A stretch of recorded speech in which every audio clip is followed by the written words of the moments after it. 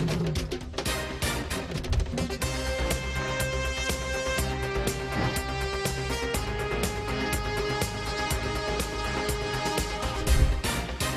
from the National News Studio, Sri Lanka.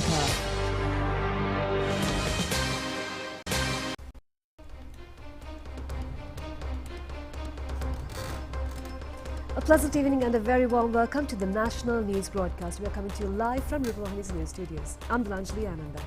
Good evening, I'm Clifford Richards for Sport. Take a look at the headlines.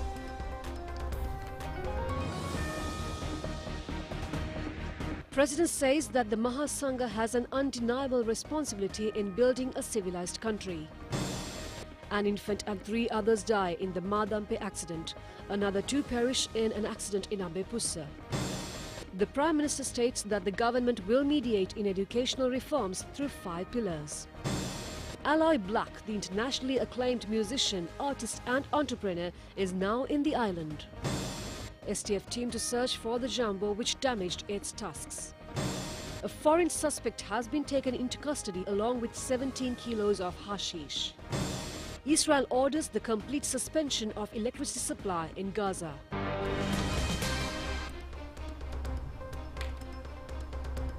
Now for this and other stories in detail. The ceremonial awarding of the Sri Sannaspatra to the newly appointed Supreme Mahanayaka Thero of the Sri Lanka Amarapura Mahanikaya, Most Venerable Karagoda Uyangoda Maitri Murthy Mahanayaka Thero, was held at the BMICH under the patronage of President Andra Kumara Disanayaka.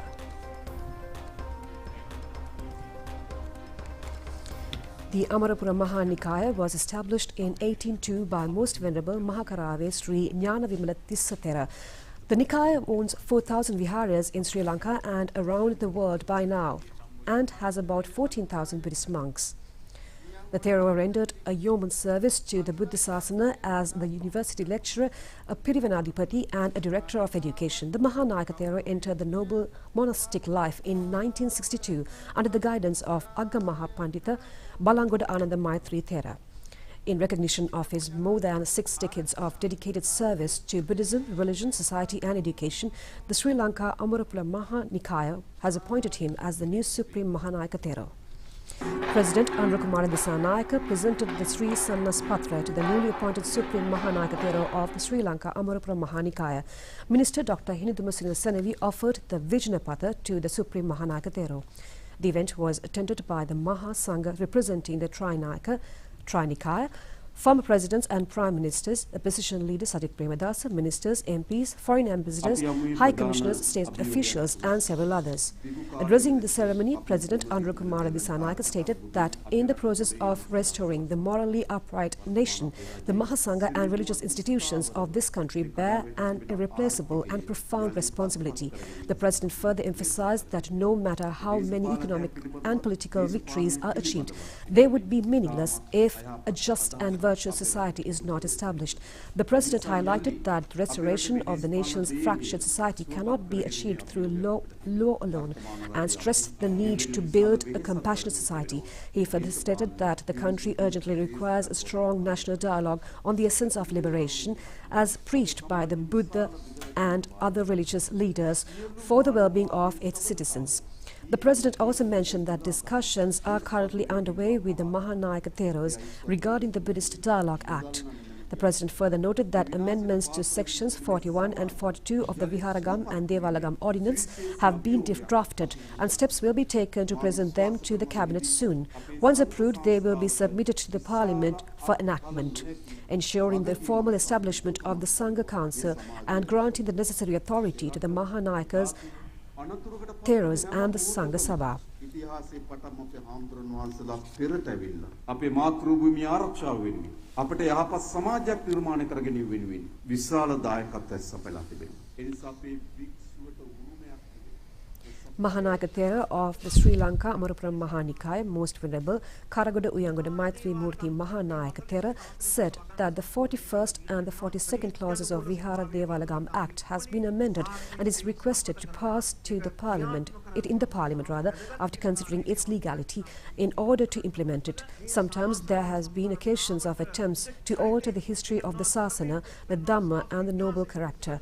It is requested that the Mahanayakas of the 3 Nikayas take steps steps to reply these issues.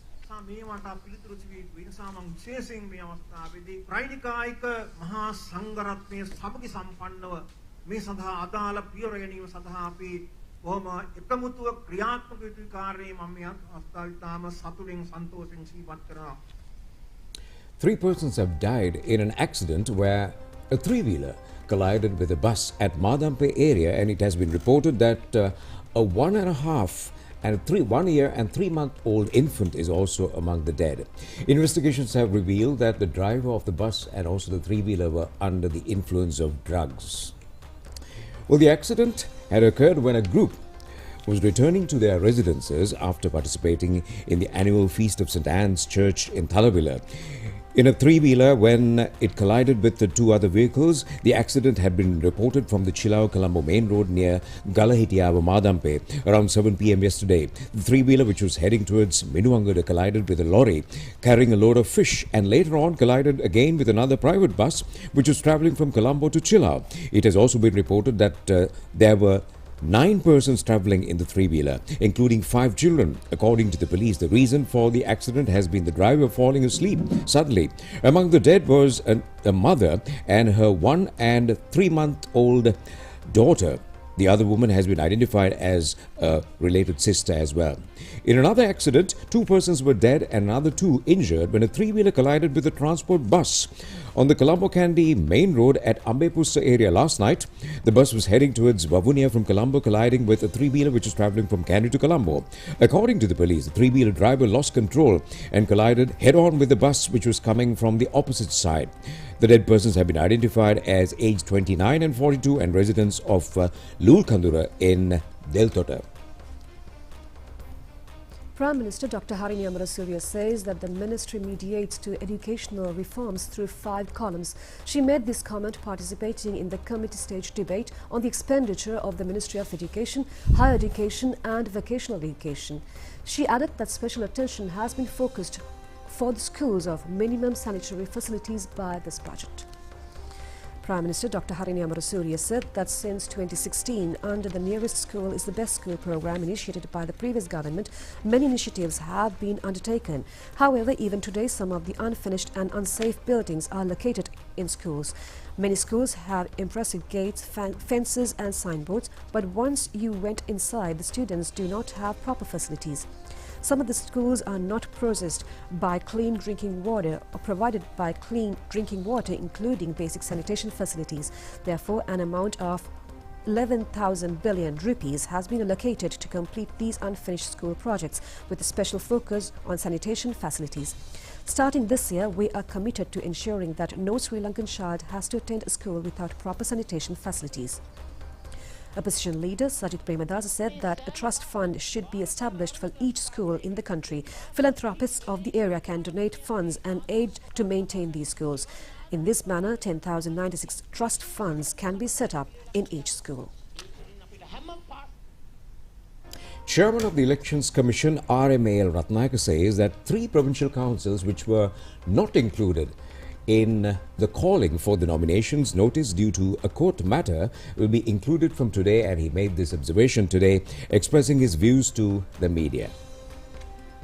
Chairman of the Elections Commission RMAL Ratnayaka said that Punahare Provincial Council in Kilinochchi District, Mannar Provincial Council in the Mannar District and Dehiattakandi Provincial Council in the Ampara District, which were not included during the filing of nominations due to the judicial matter, has been included in the nominations which have been issued today, and accordingly the filing of nominations will be conducted from the 24th to 27th noon of this month.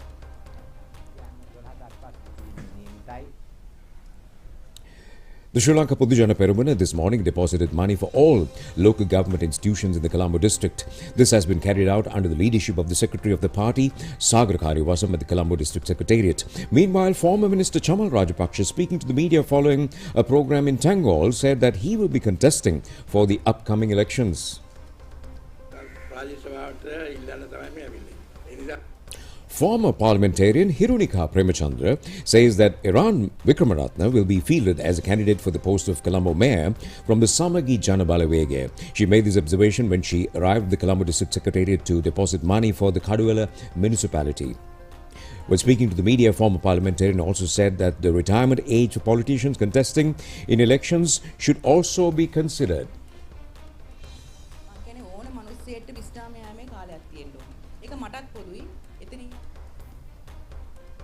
Well, a team of special police task force joined the search operations this evening to locate the elephant named Sumedha, whose tusks were damaged due to a collision with a lorry.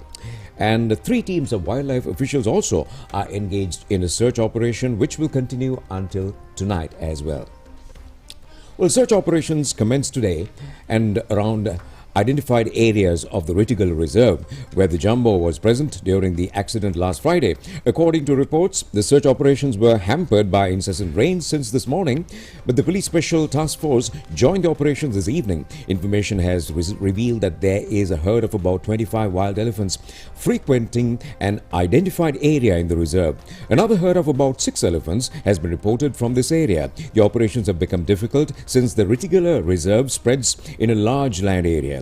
Drone cameras have also been engaged in this process.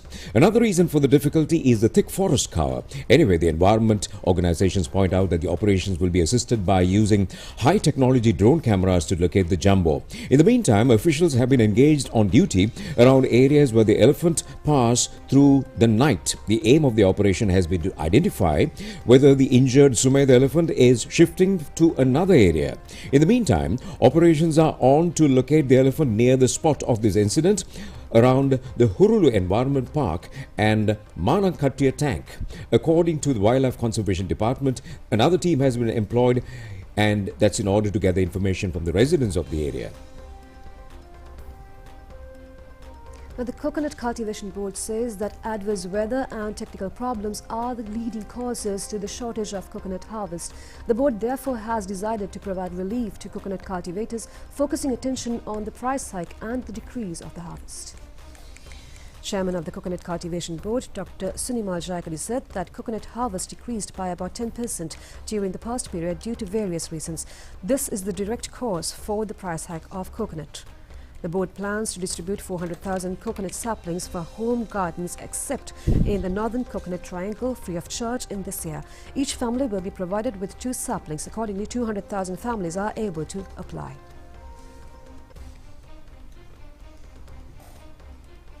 The leading artist and entrepreneur Allo Black, who have marked a significant milestone in music internationally, arrived in the island this morning for a 3-day visit. President's senior advisor on science and technology, Professor Gomika Udugamsurya, and a group of officials of the Sri Lanka Tourism Promotion Bureau warmly welcomed Allo Black at the Bandaranaike International Airport. They tell me I'm too young to understand.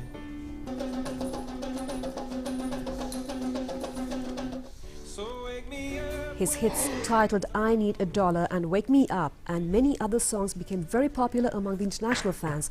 Allo Black is successfully engaged in the fields of music, entrepreneurship and social services with proper management. His initial ambition was to become a scientist. However, after 2022 COVID pandemic, he focused his special attention on using biotechnical solutions to prevent pandemics and initiated a company titled Major Inc. His father, who is a veteran officer of the US Navy, also encouraged Allo Black to make his endeavor a success. Accordingly, Allo Black is conducting researches on bringing down virus infections with the help of many first-class scientists of the world. In addition to biotechnology, he is also making investments to start technical movements such as polygraph and geotraffic, showing his innovative interest in controlling diseases. His latest album titled Stand Together 2025 is promoting unity and tolerance of the human beings. Allo Black's visit to Sri Lanka highlights his musical speciality, innovation, science and keenness on social accountability. He expects to meet local entrepreneurs and artists in order to promote cultural and scientific cooperation. He is scheduled to visit many areas of cultural and archaeological value such as Sigiriya and Minneria. Long old troublesome road, and I'm looking for somebody to come and help me carry this load. Gives me the opportunity to come here and learn more about the country, to find ways to be part of the development and growth of this beautiful nation, and hopefully be part of a story that expresses to the rest of the world that Sri Lanka is a place to invest in. So I get a chance with Gomika's help and NIRDC to learn about important investment opportunities here in Sri Lanka. We'll be able to see some of the development and manufacturing areas as well. So I'm very, very pleased to be here. Thank you for welcoming me, and I look forward to coming back many more times. Now, the International Cooperative Alliance has selected Sri Lanka to hold their annual regional gathering in November. And the countdown has begun, and in fact we are witnessing the conducting of pre-summit activities. And not only Allo Black, we have another personality, a regional personality, who has come all the way from his homeland to Sri Lanka to conduct the pre-summit activities, and he is in our studio because we have the pleasure of welcoming to our studio the regional director of the International Cooperative Alliance, Mr. Balasubramaniam Iyer. So in shortened form, we call you Mr. Balu. Ayubowan, Mr. Balu. Welcome to Sri Lanka and welcome to the National Television Rupavahini. And we are really excited about this regional summit that's going to be happening in Sri Lanka, as we understand, in November, the Cooperative Summit 2025. Thank you for the trust and confidence that you have placed in Sri Lanka. Tell us briefly about the organization, the International Cooperative Alliance. Thank you, Clifford. And the International Cooperative Alliance is the global body which represents cooperatives. You know, there are over 1 billion members who are part of cooperatives worldwide, and the ICA works to unite, promote and develop cooperatives. We were established in 1895, so we have a history of over 180 years. We work across 105 countries, and we are a member-based organization, so we have 305 members worldwide. And cooperatives are present in almost all sectors of the economy. So our role is to see how we can advocate for cooperatives with governments in order to update laws and create an enabling environment. As a member-based organization, we work to build the capacity of our members and see how cooperatives can thrive in the countries that we work. I should mention that cooperatives have been recognized worldwide, and in fact 2025 has been declared by the United Nations as the International Year of Cooperative.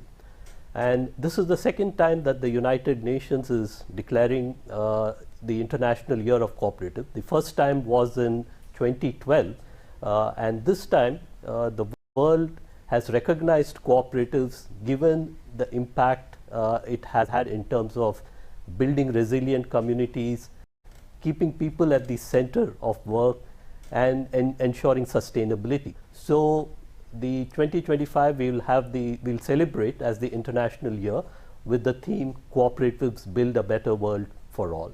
Many congratulations in advance. Thank you. And to date, how many member countries do you have under your umbrella? So we have 105 countries who are part of cooperatives. So we have 305 members from 105 countries, and we work through our regional offices. Mm-hmm. So we are headquartered in Brussels, and we have 4 regional offices in Africa, Americas, Europe and the Asia Pacific. I represent the Asia Pacific region, where we have 114 members from 29 countries, and we are very proud to have 5 members from Sri Lanka as part of the ICA. Okay. Mr. Balu, you say that you are conducting pre-summit activities. Right. So have you started the activities or you completed it? In fact, I've been here since Tuesday to interact with our members in Sri Lanka to see how we can prepare for the regional assembly. And I've had an opportunity to meet with our members and also meet with the government officials. In fact, we had a meeting with the Minister, Honorable Vasanta Samarasinghe, to get his support, the government support.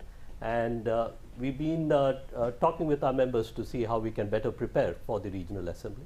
Right. So just tell us about the summit, from when to when it will be held. We understand it's in November, but yes, just give a little more detail about the summit. So the summit is, or we call the regional assembly, is held every 2 years.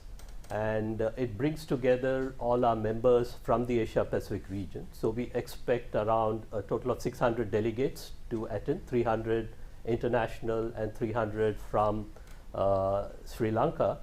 And the Regional Assembly is the highest body for the region, where members come together to discuss important issues concerning cooperatives across the region. This year happens to be important for us because, as I mentioned, it's the International Year of Cooperatives, and we will be culminating the celebrations in Sri Lanka. 2 weeks back, we kicked off these celebrations in Japan. It will carry across countries, and we'll culminate this in Sri Lanka in November. And it will be held from November 24th to 28th.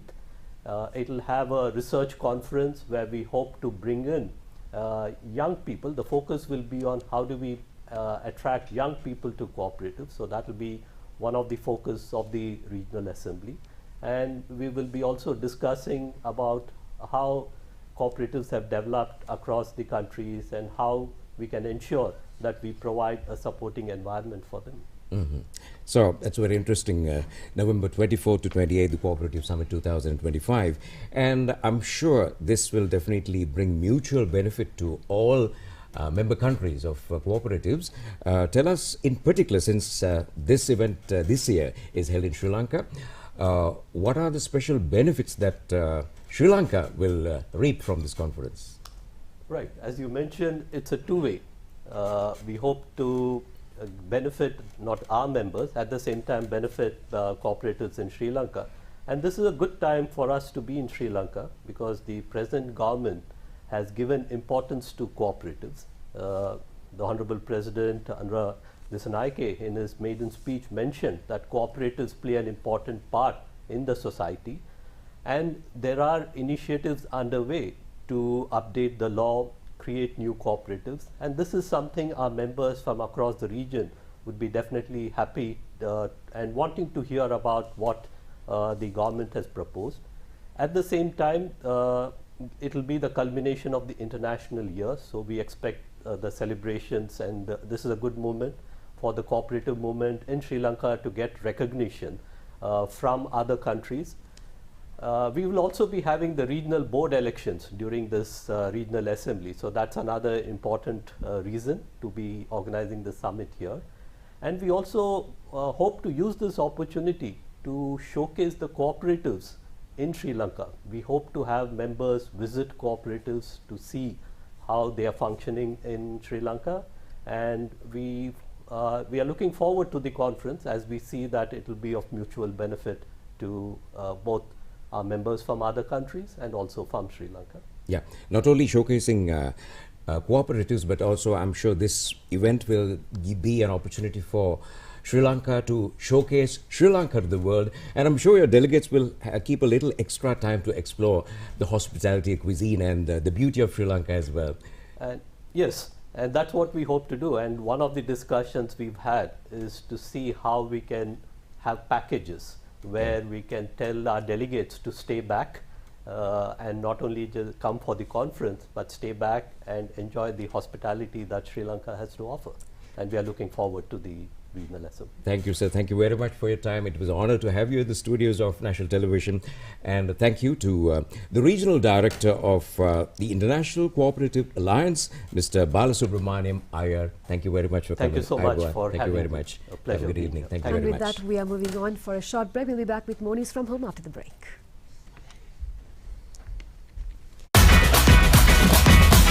Prima Kottumi, Fantamai.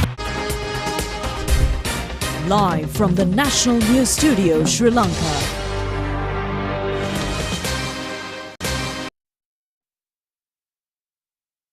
From home. Minister Sunil Handunetti says that the product of Elephant Pass Sultan is to be issued to the market by the end of this month under the brand of Rajalunu at very lower price. This Elephant Pass Sultan is the first government project which is to be initiated in the northern province. He made these remarks addressing the media today. Minister Sunil Handunetti said that the activities of the Sultan in the Elephant Pass will be initiated as the first industrial project in the northern province under the new government. Construction work of this Sultan started in 2016. During the past 3 months, the government expedited the development work in this project. At the beginning, a project was implemented with 200 million rupees of Elephant Pass and the Treasury with the aim of issuing 1 kilo and 400-gram packets of salt to the market by the end of this month. It will come to the market under the brand of Rajalunu. Thereby, the government expects to fulfill 74% of the national demand. The Health Ministry has taken measures to supply pharmaceuticals uninterrupted to the government hospitals network without any shortage. A discussion in this regard was held at the Ministry of Health and Mass Media under the patronage of the Minister Dr. Nalinda Jayatissa. Well, representatives of the Health Ministry, State Pharmaceuticals Corporation, State Pharmaceuticals Manufacturing Corporation, National Medicine Regulatory Authority, Medical Supplies Division, the Finance Ministry and several other institutions participated in this meeting. Addressing the gathering, the Minister stated that health service and medicines are an integral sector allied with the public life. The Minister pointed out that since there is no alternative to health services, all should act in responsibility, coordination and proper management. Sri Lanka Customs has taken stock of hashish narcotics weighing over 17 kilograms into its custody at the Katunayaka airport. The customs sources say that a female foreigner has also been taken into custody who has brought them into the island. According to the sources, the market value of this haul of narcotics is over 170 million rupees. This 20-year-old woman has visited Sri Lanka for the first time from Toronto, Canada. The custom officials have discovered the haul of narcotics concealed in her travelling bag. She has been handed over to the officials of the Airport Police Narcotics Bureau for further investigations. President of the Lanka Pirivan Teacher Services Association, the Venerable Wakamulle Uditathera, says that the Pirivan education has to be improved in order to create a righteous Buddhist monk. The Venerable Thera made this observation addressing a media briefing held in Colombo today. Well, the media discussion has been organized regarding the appointment of the Venerable Dr. Kumalgoda Dhammaluka Thera as Director of Pirivanas in the Ministry of Education. Addressing the media briefing, President of the Lanka Pirivan Teachers Services Association, the Venerable Wakamulle Udita Thera said that the basic aim of the Pirivan education is to take the country towards renaissance and for a clean Sri Lanka program. A meeting of sales agents of the Development Lottery Board was held at the Sri Lanka Foundation Institute recently. It has been organized for the sales agents of the Colombo district. Sales agents who have been serving to the Development Lottery Board for over 4 decades were presented at this meeting. This is one of the programs of the series organized by the sales agents of DLB. They focus attention on the future sales promotion programs and plans. A progress review in marketing and the agents who have recorded the highest sales were provided with prizes as well. Suggestions for lottery sales, problems faced by sales dealers were also discussed at length at this meeting. Chairman and CEO of DLB, Hemant Swarnatilaka, and General Manager Amra Jayaratna and many others were present at the occasion.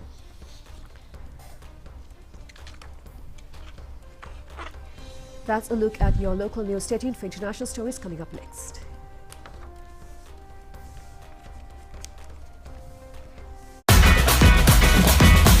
Prima Kottumi, Fantamai.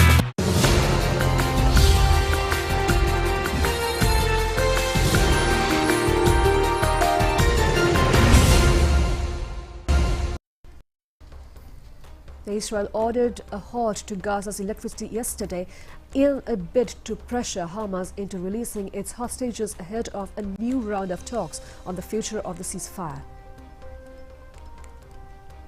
Israel's Energy Minister Eli Cohen has ordered an immediate halt to electricity supply to Gaza, threatening the functioning of all the enclave's desalination plants amid an ongoing aid shortage in the holy month of Ramadan. Yesterday's announcement comes more than a week after Israel cut off all supplies of goods to the territory to over 2 million people after reneging on the ceasefire deal that ended the 15-month-long Gaza war. Meanwhile, Hamas has also accused Israel of an unacceptable blackmail over its decision and also said that this was an effort to pressure the group into releasing the captives.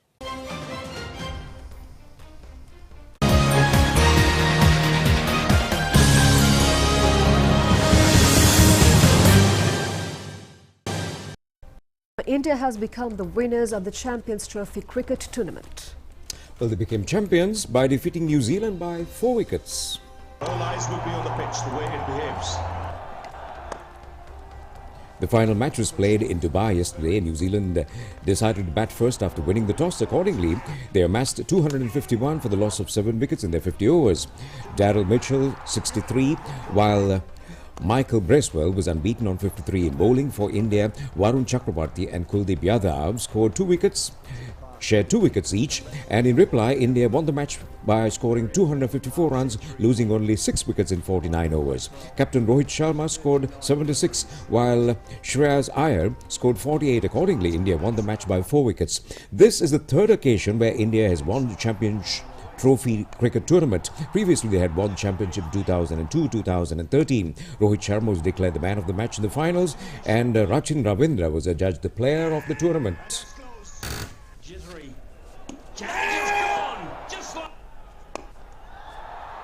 Right, is that a miscue? Is that a miscue? Maybe or maybe not. That is just crunched down the...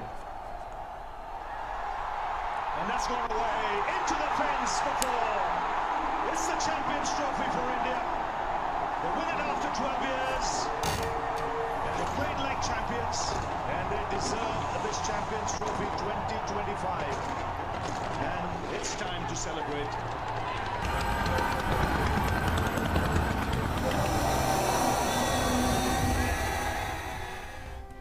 That certainly is a memorable victory for India. And with that, we wind up the news for tonight. Join us tomorrow at the same time for the very latest on Channel Eye. I'm Dulanjali, together with Clifford, signing off. Good night. Good night.